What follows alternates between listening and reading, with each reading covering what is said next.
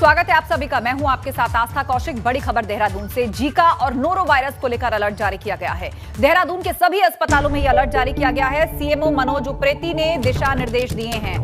कानपुर और केरल से आने वाले लोगों पर निगरानी के निर्देश दिए गए हैं। जीका वायरस का अलर्ट देहरादून में अब किस प्रकार दिया जा रहा है वो हम आपको बता रहे हैं। सीएमओ मनोज उप्रेती ने ये दिशा निर्देश जारी किए हैं कि जो भी लोग केरल या कानपुर से आ रहे हैं उनकी जांच की जाए। जीका और नोरो वायरस को लेकर यह अलर्ट जारी किया गया है। पंकज राणा हमारे साथ जुड़ गए हैं ज्यादा अपडेट के लिए। पंकज, बताइएगा किस तरह की एहतियात बरती जा रही है और उत्तराखंड में अभी जीका वायरस के कितने केस हैं? देखिए, अभी कोई केस उत्तराखंड में नहीं आया है और जिस तरह से कानपुर और केरल में इसके केस बढ़ रहे हैं उसके बाद उत्तराखंड में पूरी तरह से सतर्कता बरती जा रही है, क्योंकि कानपुर, उत्तर प्रदेश और केरल के कई जो स्टूडेंट है वो उत्तराखंड में पढ़ाई करते हैं और कानपुर के कॉलेज में ही एक स्टूडेंट में जीका और नोरो वायरस की पुष्टि हुई है। उसके बाद यहाँ पर अगर कोई छात्र वहाँ से आता है तो उसकी सतर्कता बरतने के निर्देश दिए गए हैं। उत्तराखंड के स्वास्थ्य विभाग ने पूरी तरह से सभी को ये कहा गया है कि इसमें निगरानी बरती है, खासकर देहरादून क्योंकि शिक्षा का हब है और यहाँ तमाम छात्र अलग अलग जगह से आते हैं, तो इसलिए देहरादून में मुख्य रूप से जो यहाँ के सीएमओ हैं उन्होंने मनोज उप्रेती ने निर्देश दिए हैं सभी अस्पतालों को कि यदि इस तरह से संबंधित मरीज कोई आता है तो उसके नाम, मोबाइल नंबर और सभी तरह की सूचनाएं अपने पास रखें ताकि आगे इससे आगे किया जाए। इसके साथ साथ ही कोरोना, डेंगू, स्वाइन फ्लू और दिमागी बुखार को लेकर भी पूरी तरह से अलर्ट जारी किया गया है और ये अस्पतालों को एक पत्र स्वास्थ्य विभाग द्वारा जारी किया गया है कि यदि कानपुर और केरल से खासकर कोई मरीज उस ऐसा संबंधित या ऐसा कोई मरीज आता है तो उसकी सभी डिटेल अपने पास रखें ताकि आगामी दिनों में अगर किसी तरह की कोई दिक्कत होती है तो उससे पूरी तरह से इन सभी चीजों को आगे ट्रेस किया जा सके। आप नजर बनाए रखिए हालात पर। तो फिलहाल राहत की बात है कि उत्तराखंड के अंदर कोई जीका वायरस का केस फिलहाल मौजूद नहीं है, लेकिन दिशा निर्देश सख्त है और ये कहा जा रहा है कि केरल और कानपुर से लौटने वाले लोगों पर खास नजर रखी जाए। अपडेट के लिए शुक्रिया पंकज।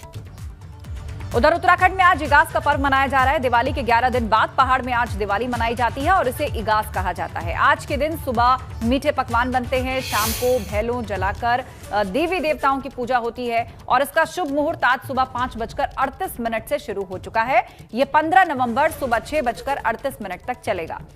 इस दिन सभी लोगों के लिए व्रत और पूजन का शुभ मुहूर्त है। सीएम ने इगास पर राजकीय अवकाश की घोषणा की है। छुट्टी है उत्तराखंड में, जिसका आदेश शुक्रवार को जारी कर दिया गया है।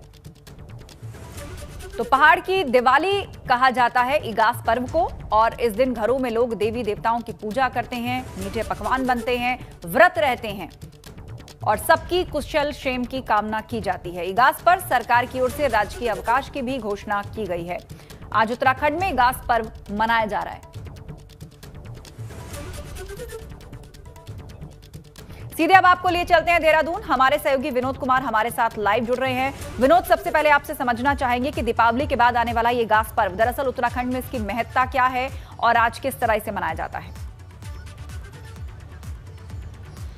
बिल्कुल, आज तक देखिए दिवाली के 11 दिन बाद में इगास पर्व की बड़ी धूमधाम उत्तराखंड के तमाम क्षेत्रों में देखी जा रही है और आज रौनक भी है और पूरे प्रदेश भर में आज कार्यक्रम लगे हुए हैं। इगास पर्व 11 दिन बाद यानी दिवाली के 11 दिन बाद में इगास पर्व मनाया जाता है।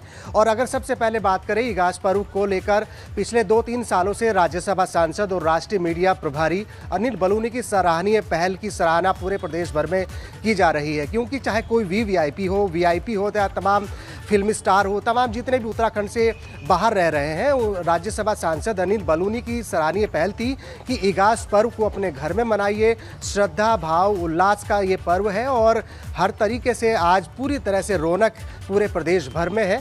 और इसके अलावा अगर बात करें तो इस भेलो नृत्य का यहाँ पर नृत्य होता है। इसके अलावा पकवान बनते हैं। श्रद्धा, उल्लास का ये पर्व है। और अगर पौराणिक महत्व की बात करें आस्था, तो सबसे पहले अगर बताएं तो जब भगवान श्री राम अपने 14 वर्ष के वनवास के बाद में जब अयोध्या लौटे थे तो जितने भी उत्तराखंड के पर्वतीय क्षेत्र हैं, इलाके हैं, वहाँ पर 11 दिन बाद में भगवान श्री राम के 11 दिन बाद में ये सूचना मिली थी कि भगवान श्री राम अयोध्या लौट आए हैं। उसको लेकर पूरे प्रदेश भर में दिवाली की तरह ये त्यौहार मनाने जाने लगा। और इसके अलावा माधो सिंह भंडारी की वीरता से भी जोड़कर इस पर्व को देखा जाता है, क्योंकि माधो सिंह भंडारी वीर पुरुष थे और उसके अलावा उनकी सेना ने जब दुश्मनों पर आक्रमण किया तो उसकी जीत भी यहाँ पर हुई। और इसके अलावा भी उसी दिन एकादशी का दिन था और इसको लेकर भी 11 दिन बाद में वो भी पर्व इस रूप में देखा जाता है, यानी माधो सिंह भंडारी की वीरता से भी जोड़कर इगास पर्व को मनाया जाता है। पौराणिक महत्व की तो बात ये थी, लेकिन जिस तरह से उत्तराखंड में पलायन को देखते हुए राज्यसभा सांसद की सबसे महत्वपूर्ण और सराहनीय पहल ये थी कि जितने भी लोग बाहर अपने कामकाज करते हैं, यानी अपने घर से बाहर हैं, वो अपने घर आकर इस पर्व को मनाएं। श्रद्धा भाव उल्लास का ये पर्व माना जाता है। तमाम सभ्यता संस्कृति से जोड़ने वाला ये पर्व है, जिसके चलते राज्यसभा सांसद अनिल बलूनी की ये पहल के चलते अब ये 2-3 सालों से काफी महत्वपूर्ण इस पर्व को लोग मना रहे हैं।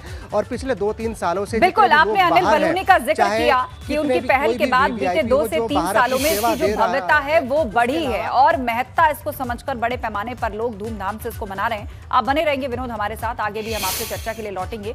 लेकिन आपको बता दें कि उत्तराखंड दौरे पर पहुंचे राज्यसभा सांसद अनिल बलूनी आज अपने गांव नकोट में इगास पर्व मनाने जा रहे हैं और इगास मनाने के बाद वो देहरादून जाएंगे और दून में पार्टी पदाधिकारियों के साथ बैठक भी करेंगे। इससे पहले कल अनिल बलूनी ने देवप्रयाग में गंगा तट पर प्रदेश की खुशहाली की कामना की। यहां उन्होंने पूजा अर्चना भी। मित्र, ये विस्लाइट है, ये मान्यता कि इससे मनोकामना मांगी जाती है। आज हम देवप्रयाग में संगम पर इगास की पूर्व संध्या पर इस विस्लाइट को उड़ा रहे हैं और प्रभु से ये कामना करते हैं कि इस इगास से उत्तराखंड में समृद्धि आए, उत्तराखंड विकास की ओर जाए, उत्तराखंड खुशहाल हो और उत्तराखंड में जितनी समस्याएं हैं उनका निवारण हो। इस मनोकामना के साथ इस विस्लाइट को छोड़ रहे हैं।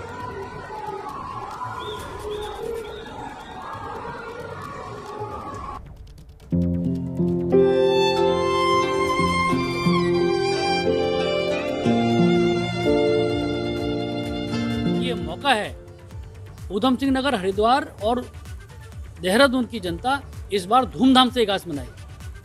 इस त्यौहार को पूरे उत्तराखंड का त्यौहार बनाना है। जिस प्रकार से नवरात्रों में गरबा गुजरात के अंदर होता है, जिस प्रकार से बिहार के अंदर छठ होता है, जिस तरह से बंगाल के अंदर काली की दुर्गा पूजा होती है, उस तरह से इगास उत्तराखंड का एक ऐसा त्यौहार बने, इसको हम बहुत बड़ा स्वरूप दें, उत्तराखंड की पहचान बने। मैं ऊधम सिंह नगर, हरिद्वार और देहरादून की जनता से हाथ जोड़कर आग्रह करता हूं, सब नागरिक भाई बहनों से आग्रह करता हूं कि इस बार इगास ऐसा मनाएं कि पहाड़ की जनता भी देखे कि नीचे मैदान में कैसा इगास हो रहा है। उधर बॉलीवुड सिंगर जुबिन नौटियाल ने उत्तराखंड के पारंपरिक पर्व इगास पर एक गीत भी गाया है। ये गीत उत्तराखंड की स्थानीय भाषा में है, जिसे सोशल मीडिया पर काफी पसंद किया जा रहा है।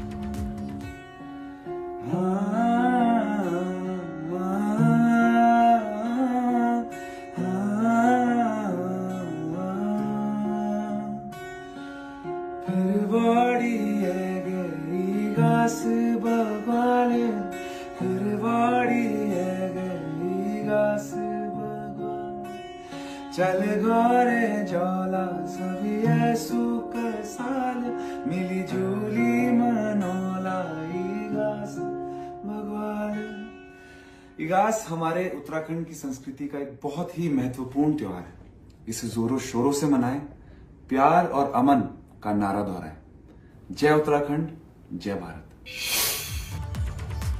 आगे बढ़ते हैं, अगली खबर देहरादून से। कैबिनेट मंत्री हरक सिंह रावत ने दावेदारी जताई है। अपनी पुत्र वधू अनुकृति गोसाई के लिए टिकट की दावेदारी उन्होंने जताई है। पुत्र वधू अनुकृति को चुनाव लड़वाएंगे हरक सिंह रावत। भाजपा संगठन से टिकट के लिए पैरवी करेंगे हरक सिंह रावत। तो ये बड़ी अपडेट हम आपको दे रहे हैं। उत्तराखंड में विधानसभा चुनाव है और ऐसे में कैबिनेट मंत्री हरक सिंह रावत ने अपनी पुत्र वधू यानी कि बहू के लिए टिकट की दावेदारी आगे की है। अनुकृति गोसाई जो कि सामाजिक क्षेत्र में पहले से ही कार्य कर रही हैं, एक्टिव हैं, सोशलिस्ट के तौर पर उनकी एक इमेज है और उनके लिए टिकट की दावेदारी जता रहे हैं अब हरक सिंह रावत। विनोद से इस पर अपडेट लेते हैं। जी विनोद, कहा जा रहा है कि संगठन के सामने हरक सिंह रावत ने अपनी इच्छा जाहिर कर दी है, क्या संकेत मिल रहे हैं फिलहाल? बिल्कुल, देखिए कैबिनेट मंत्री हरक सिंह रावत ने भाजपा संगठन से इस बात की पैरवी की है कि उनकी जो पुत्र वधू है अनुकृति गुसाई पिछले लंबे समय से लैंसडाउन क्षेत्र में वो सक्रिय है, लगातार सामाजिक क्षेत्रों में वो काम कर रही है, लोगों की सेवा कर रही है और कोरोना काल में भी बहुत उन्होंने बढ़ चढ़कर लोगों की सेवा की है। तमाम सक्रियता को देखते हुए हरक सिंह रावत ने भाजपा संगठन से उनको टिकट की दावेदारी करने की पैरवी की है और ये भी माना जा रहा है कि इस बार के 2022 के इलेक्शन में लैंसडाउन क्षेत्र से अनुकृति गुसाई को टिकट की दावेदारी हरक सिंह रावत करेंगे, जिसको चलते पार्टी संगठन से हरक सिंह रावत ने बातचीत की है और जिस तरह से उनकी पुत्र वधू की एक सक्रियता बढ़ती जा रही है। और ये भी जरूर माना जाए कि अनुकृति गुसाई को हरक सिंह रावत की राजनीतिक उत्तराधिकारी भी माना जा रहा है, क्योंकि अगर हरक सिंह रावत के बाद में कोई उत्तराखंड की राजनीति में सक्रियता कोई निभा रहा है तो उनकी पुत्र वधू अनुकृति गुसाई है, जिसके चलते लैंसडाउन क्षेत्र में वो लगातार, चाहे भाजपा के ही विधायक दिलीप रावत हो, उन पर उन्होंने तमाम आरोप लगाए, चाहे सड़कों की मरम्मत हो, स्वास्थ्य विभाग की तमाम व्यवस्था हो, तमाम क्षेत्र अलग अलग व्यवस्थाओं को लेकर उन्होंने अपने ही भाजपा के विधायक पर तमाम आरोप लगाए, जिसके चलते वार पलटवार का दौर भी देखने को मिला। लेकिन अब जिस तरह से अनुकृति गुसाई की सक्रियता लैंसडाउन क्षेत्र में बढ़ती जा रही है, जिसके चलते अब कैबिनेट मंत्री हरक सिंह रावत ने भाजपा संगठन से टिकट दिलाने की पैरवी करते हुए कहा है कि इस बार 2022 में अपनी पुत्र वधू को चुनाव लड़वाने का बिल्कुल भरोसा दिया है। और ये जरूर माना जाए कि ये महत्वपूर्ण भी होगा कि जिस तरह से उत्तराखंड में जब कैबिनेट मंत्री हरक सिंह रावत की नाराजगी चलती रही और उसके बाद में तमाम सियासी घटनाक्रम चलता रहा, तो हरक सिंह रावत से ये ज़्यादा ये भी नहीं कहा जा सकता या इस बात से भी गुरेज करना नहीं होगा कि हरक सिंह रावत जो कहते हैं वो करके दिखाते हैं। ये जरूर अब माना जा रहा है कि आने वाले 2022 में अपनी पुत्र वधू अनुकृति गुसाई और अपने राजनीतिक उत्तराधिकारी को दावेदारी और अब प्रत्यक्ष भूमिका में उनको सामने लाने की इच्छा जताई है हरक सिंह रावत ने और उनके लिए टिकट की मांग भी की है। आने वाले विधानसभा चुनाव में वो चाहते हैं कि अनुकृति गुसाई जो है वो चुनावी मैदान में आए, अपनी ताल ठोके। बहुत शुक्रिया अपडेट के लिए। तो विधानसभा चुनाव की सरगर्मियां तेज हो गई हैं, राजनीतिक दल बयानबाजी में जुटे हैं। अल्मोड़ा में सरकार में कैबिनेट मंत्री रेखा आर्या ने कांग्रेस पर तीखा हमला बोला है। उन्होंने कांग्रेस को अफवाहों का पिटारा करार दिया, साथ ही हरीश रावत पर निशाना साधते हुए कहा कि पंजाब में मुंह की खाने के बाद वो यहां आए हैं, जिनको वो ले आए हैं वो चेहरा भी बेनकाब हो चुका है, जनता सब जानती है। तो उनके परिवार में गया, उनको ले जाया जा सकता है। उसके बाद कांग्रेस का परिवर्तन यात्रा का उदाहरण तो मैं दे सकती हूँ कि जिनको जिम्मेदारी मिली थी वह पंजाब में क्या परिवर्तन करके आए हैं, तो स्वाभाविक रूप से इसी तरीके का परिवर्तन उनके यहाँ होना है। तो इसलिए मैं नहीं मानती कि उनके परिवर्तन का कहीं कोई अर्थ है। मैं समझती हूँ शायद वो जो सोच वो कहते हैं कि भाई हम फलाने को मुख्यमंत्री चाहते हैं और फिर मंदिर में जाते कुछ और कहते हैं, तो बस उनकी कथनी और करनी में अंतर है, तो उनके परिवर्तन से कुछ नहीं होने वाला। और अब आपको यूपी के कुशीनगर लिए चलते हैं। अखिलेश यादव प्रेस कॉन्फ्रेंस कर रहे हैं। भगवान बुद्ध की धरती पर सबसे पहले मैं भगवान बुद्ध को प्रणाम करता हूं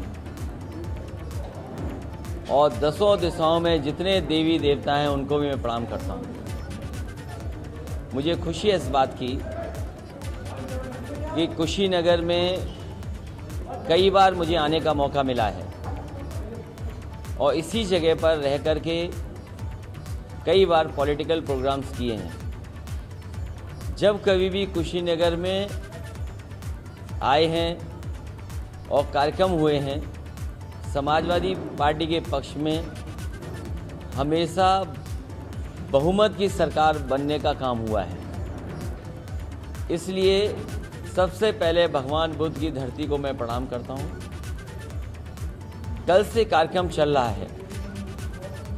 मैं अपने समाजवादी साथियों का धन्यवाद देता हूं, साथ ही साथ जो जनता निकल कर के आई और जनता से जो मिलने का मौका मिला है, किसान, नौजवान, माताएं, बहनें, हर वर्ग के लोग बाज़ारों में, सड़कों में, सभाओं में, कार्यक्रमों में दिखाई दिए हैं। जो संदेश जा रहा है वो यह है बदलाव का है। 22 में बदलाव होना है। जनता बदलाव चाहती है। भारतीय जनता पार्टी ने पिछले 4.5 साल में अपना संकल्प पत्र पलट करके नहीं देखा। ऐसी कौन सी सरकार होती जो अपने किए हुए वादों को न पूरा करे। जो किसान आज आंदोलन कर रहा है वो इसलिए आंदोलन कर रहा है क्योंकि उसकी आय तो दोगुनी हुई नहीं, उसके लिए फैसले उसकी खुशहाली के लिए नहीं लिए गए, जबकि वो फैसले लिए गए हैं उन कानूनों को भारतीय जनता पार्टी लागू करना चाहती है जिन कानूनों के बाद किसान की खेती छिन जाएगी, खेत छिन जाएंगे। तीनों काले कानूनों को सरकार वापस ले, उसके खिलाफ लगातार किसान आंदोलन कर रहे हैं।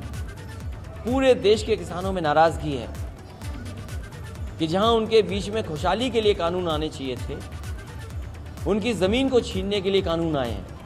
और किसान को अगर बाजार पे छोड़ दिया जाएगा तो किसान हमारा खुशहाल नहीं हो सकता।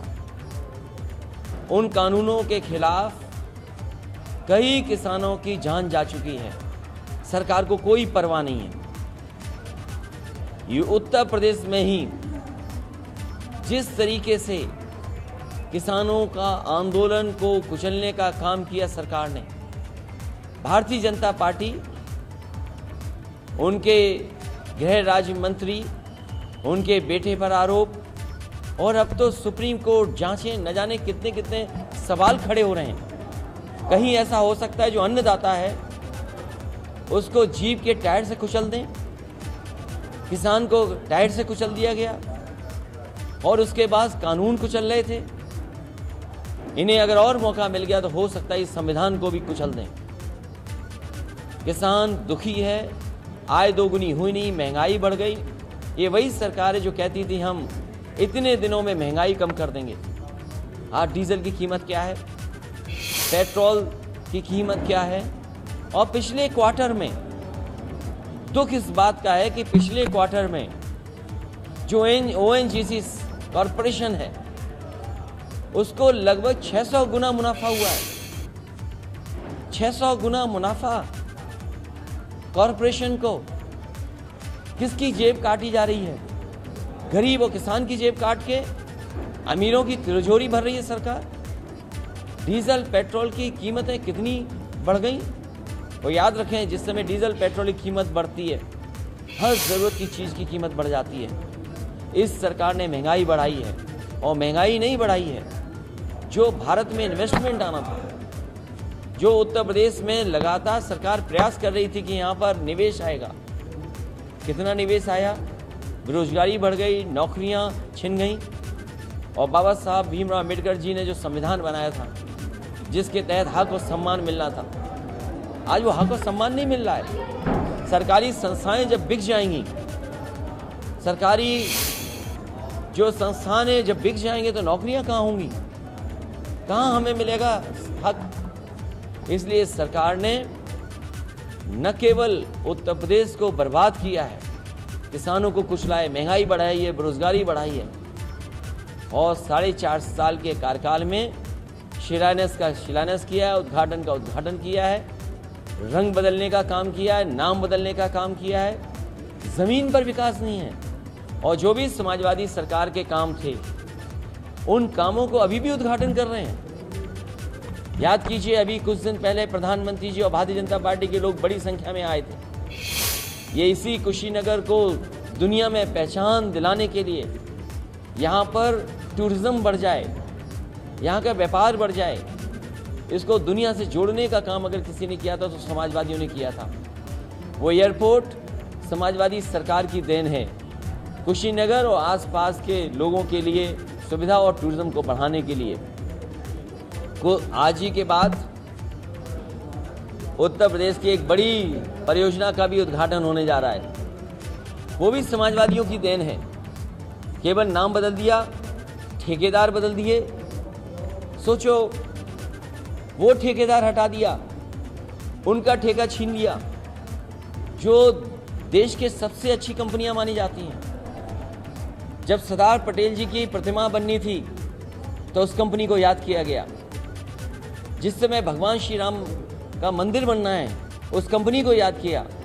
लेकिन कमाल के बाबा मुख्यमंत्री हैं, कि जब पूर्वांचल को जोड़ने के लिए, पूर्वांचल की खुशहाली के लिए, पूर्वांचल की तरक्की के लिए जो एक्सप्रेसवे बन रहा था, उन कंपनियों को हटाने का काम किया। जो बड़े बड़े काम कर सकते हैं गुणवत्ता के साथ, उनको छीन लिया गया। क्या जवाब है सरकार के पास?